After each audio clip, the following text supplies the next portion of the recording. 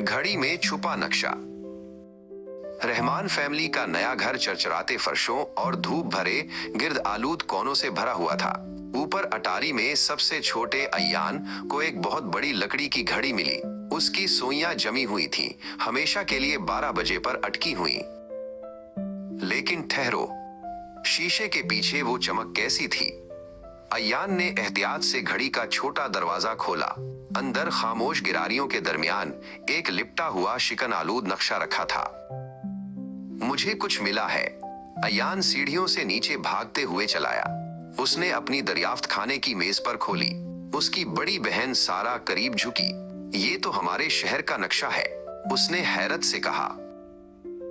अम्मी और अबू हैरत से आंखें फाड़े इर्द गिर्द जमा हो गए। देखो, अबू ने इशारा करते हुए कहा, ये रहा जंगल और वो पुराना लाइट हाउस। ये एक खजाने का नक्शा था। अगली सुबह उनकी मुहिम जोई शुरू हो गई। नक्शा उन्हें सरसराते जंगलों में ले गया। सितारे के निशान वाले एक बड़े बलूत के दरख्त पर सारा को अपना पहला सुराग मिला, एक छोटी चमकदार पीतल की चाबी। उसके बाद वो एक घूमते हुए रास्ते पर चलकर पुराने सुनसान रेलवे स्टेशन पहुंचे। वहां पटरियों के पास आधा छुपा हुआ अय्यान को एक जंग आलूद कुतुबनुमा नजर आया। उसका रुख समुंदर की तरफ था। कुतुबे नुमा और नक्शा उन्हें जमीन के किनारे ले गए, जहां ऊंची चट्टानें गूंजते हुए समंदर से मिलती थीं। जैसा कि नक्शे में दिखाया गया था, उन्हें आर हर्फ से निशान जद एक बड़ा हमवार पत्थर मिला।